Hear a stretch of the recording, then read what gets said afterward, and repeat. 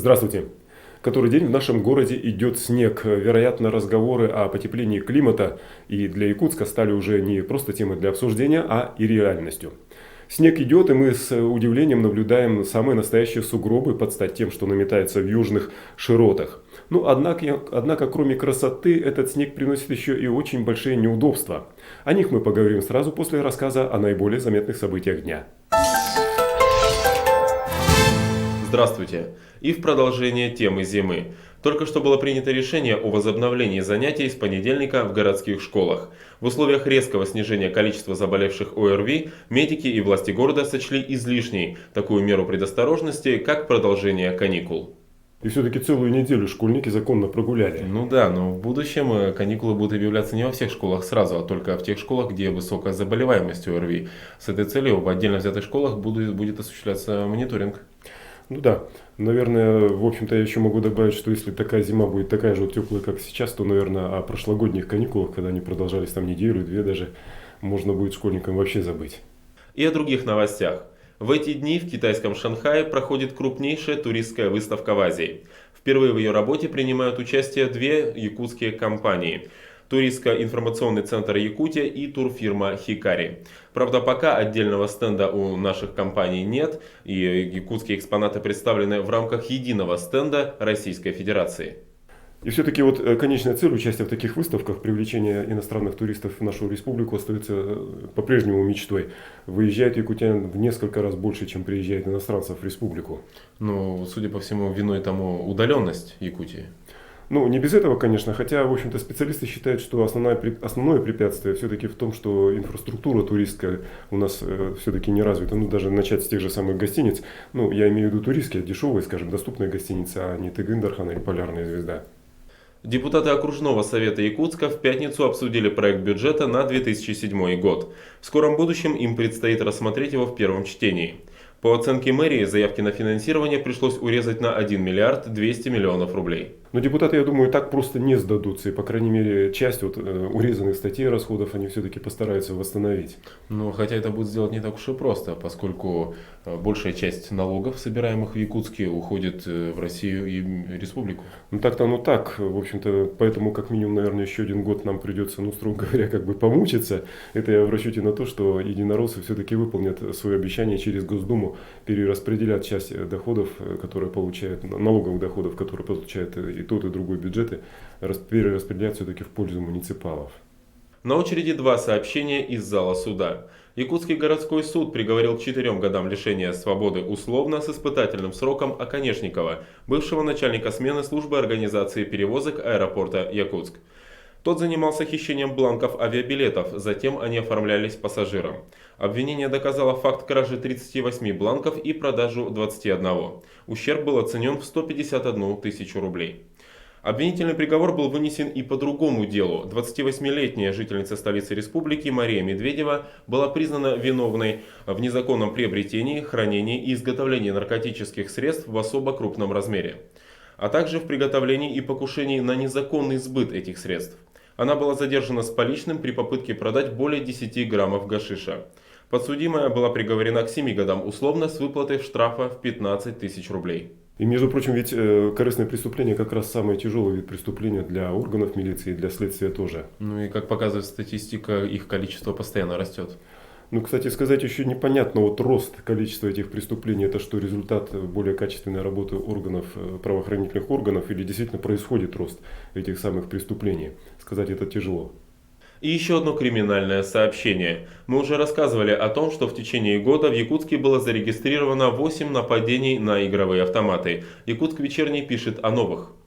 14 ноября 4 молодых людей ворвались в зал игровых автоматов по улице Дзержинского. Охранник-стажер Николай Ляпунов в одиночку сумел оказать сопротивление нападавшим и, более того, задержать одного из них.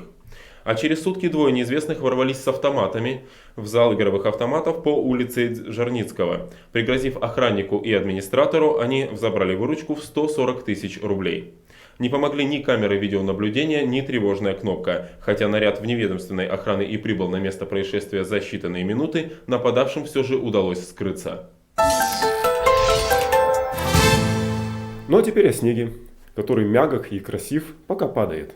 А как только касается земли, создает множество проблем для всех нас. Ну, вначале в виде гололеда, а по весне в виде никому не нужных ручьев и луж. В ноябре эта тема возникает в Эксе в связи с тем, что с начала месяца количество осадков, ну, в виде снега, оказалось втрое больше нормы.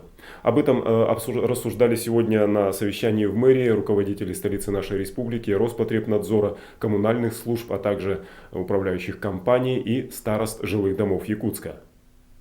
Проблемы есть, поэтому сейчас я прошу выслушать наших коллег, и мы должны четко принять меры к тому, чтобы город был очищен. Причины две. Самое главное, мы должны жить в чистом городе. Сегодня грязно, сегодня снежно, и мы должны принять меры по очистке. Это должно делаться не только силами мэрии, должно делаться силами и предприятий, организаций и управляющих компаний. Мэрия, конечно, свои силы приложит в полном объеме, но и другие организации также должны в этом активно участвовать. Вторая причина, как вы знаете, через буквально одну неделю в город Якутск приезжает очень представительная делегация. Это будет 9 губернаторов 9 областей Дальнего Востока. Кроме того, приезжает 9 мэров крупных городов, приезжает сюда полпред из Хага, и приезжает сюда также полностью, в полном составе вся коллегия Министерства транспорта России. Будет очень большая представительная российская делегация. Здесь будет форум, съезд и так далее. Мы должны показать, что наш город чист. Это надо и нам, и как хозяевам. Ну и в принципе мы с вами сейчас в этом городе живем. Последнее обстоятельство проведения окружного совещания в Якутске у нас, видимо, и продиктовало интерес к этой проблематике управления Роспотребнадзора. Ну, хочу начать с наших ворот города, аэровокзальный комплекс. Вся территория, площадь аэровокзала и прилегающая территория на снегу. Вопросы по вывозке снега не решаются. По рынкам тоже, объездили мы все рынки. Тоже я не могу здесь назвать ни одного руководителя, который бы принял меры и своевременно бы занялся данной проблемой. Все территории наших городских рынков, все завалены снегом. Я не знаю, вот весна нам показала, когда у нас очень много тоже выпало атмосферных осадков, как в авральном порядке работали наши коммунальные службы, какие были приложены силы для того, чтобы спасти город от затопления. Эта же картина может у нас повториться, если мы сейчас уже с самого начала не начнем принимать срочные меры по вывозке и очистке города от снега.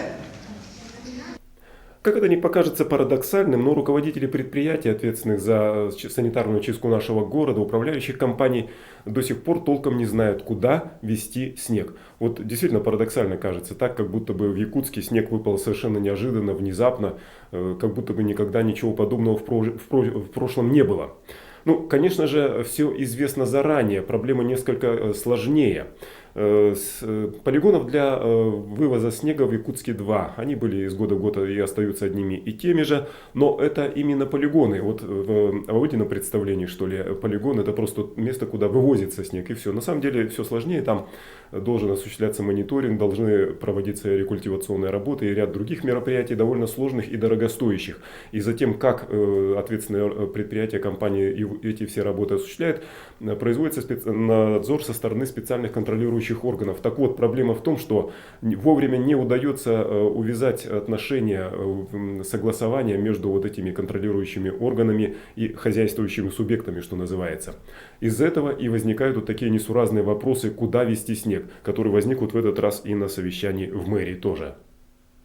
Я задаю внятные вопросы, спрашиваю не про АЗС, а про те предприятия, которые здесь сидят. Управляющие компании, куда им мусор от домов возить, куда с дорог возить. Дайте нормальный вменяемый ответ. Не морочьте людям голову. Так, это вот кому вопрос задать? Так вам вопрос к Дулову и Трохимову.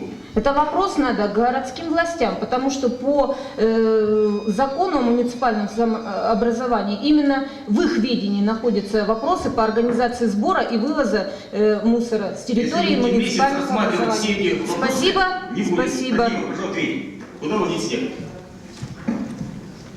Схема вывоза снега у нас есть в единой дежурно-диспетчерской службе. можете туда позвонить, вам разъяснят. Сейчас ответьте. Сейчас скажите, чтобы я забыла. Куда кто будет звонить? Вот ответьте. Улица Чечен, район Датыла. Понятно?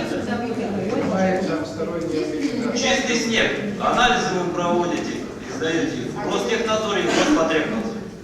Грязный снег. Работа по согласованию с Ростехнадзором ведется. Я думаю, мы это согласование получим. Грязный снег необходимо вывозить в район Катынуряка. Одно из предприятий, ответственных за вывоз снега с территории Якутска, Горстрой. Его руководителю вот на этом совещании в мэрии пришлось пережить несколько неприятных минут в ответ на вопросы и реплики из зала относительно не очень хорошей работы его подчиненных. Если именно снег, я вчера вашему диспетчеру звонил в приемную, они говорят, пока мы не принимаем. Вот и все. Когда вы звонили? Вчера звонил до обеда. Я разберусь. Дайте вот нам телефонограмму всем промышленным и тем предприятиям, что уборка принимается бесплатно, машины принимаются туда-туда, четко дайте и все. Я ответственно заявляю, если есть какой сигнал, звоните сразу мне. Телефон у меня 701-540. Никому отказа нету. Желающих просто нету. Все обращаются опять-таки к нам с просьбой вывести снег. Но ваш человек там видит чистый снег. Что за придирки-то? К сожалению, это не придирки, это требования закона. Ну вот и все, тогда еще на месяц. Проще вам вести мониторинг непосредственно на своем объекте самим. Допустим, закладывать в тарифы, если вы принимаете снег платно, закладывать это в тарифы и проводить мониторинг по согласованному графику. Подождите, объясните, пожалуйста, это что значит? Чтобы вывести и вывалить снег, надо сначала сделать экспертизу, привезти вам снег, бумажки. Да. Ну это нереально, ну что вы сами, товарищи коммунальные? Не, я понимаю, но прямо на месте делаете анализ. Да такого в жизни быть не может. Чего вы издеваетесь над людьми-то? Значит, контроль за приемкой снега осуществлять на месте. Ничего не знаю. Снег принимать как есть, поэтому вам снег и не возят туда. Значит, прямо на месте делать все экспертизы. Если надо, туда машину ставьте для приемки снега и для экспертизы. Такого быть не должно. Зашел на этом же совещании разговор и еще об одной беде города, о мусоре. Наверняка каждый из нас хотя бы раз, наверняка даже намного чаще сталкивался с такой проблемой, когда приходил к мусорному контейнеру и тупо смотрел, куда же этот самый мешок свой или ведро высыпать, выбросить. И все потому, что контейнеров, вот как выяснилось на этом совещании, меньше, чем должно быть в нашем городе. Контейнеров для сухого мусора по состоянию на 16 ноября составляет 838 штук в городе. Необходимое количество, соответственно, нормативно, должно составлять 1090. Таким образом, у нас дефицит контейнеров составляет 252 штуки по городу. Это тоже влияет, на санитарную очистку города. Позднее директор департамента жилищно-коммунального хозяйства сказал даже, что если вот это нормативное количество контейнеров и будет установлено, проблему это не решит. И все потому, что, как вот они, исходя из своей практики, могут судить, на самом деле контейнеров в городе нужно 1400. Но предприятие не торопится это делать по очень простой причине. За каждый дополнительно поставленный контейнер нужно платить тем предприятиям, компаниям, которые, собственно говоря, вывозят из них мусор. А это опять-таки накладно. А в департаменте ЖКХ совершенно точно знают 30-40 адресов домов, возле которых нужно добавить по одному, по два контейнера. Но этого не происходит. В общем-то, как вы сами поняли, сейчас цель поставлена гораздо более близкая. Все-таки достичь хотя бы нормативного количества этих самых мусорных контейнеров. Но и все-таки облегчить в какой-то мере наше с вами существование, в смысле борьбы с мусором, в мэрии на этом совещании было решено. Решено с помощью штрафов. 1000 рублей, на 1000 рублей можно оштрафовать, оказалось, управляющую компанию за ту антисанитарию, которая возникает на контейнерах, мусорных площадках. В общем-то, может показаться и мало но, как выясняется, оказывается, такие штрафы в течение года уже набежало на 2 миллиона рублей. Сумма все-таки не шуточная. Ну а теперь возвращаясь к началу нашей передачи о снеге. Все-таки пусть будет снег. И все прежде всего потому, что он признак того, что тепло по-прежнему остается в нашем городе. А мы в нем очень сильно нуждаемся. По крайней мере, в 2 предстоящих выходных дня. На сегодня все. До понедельника.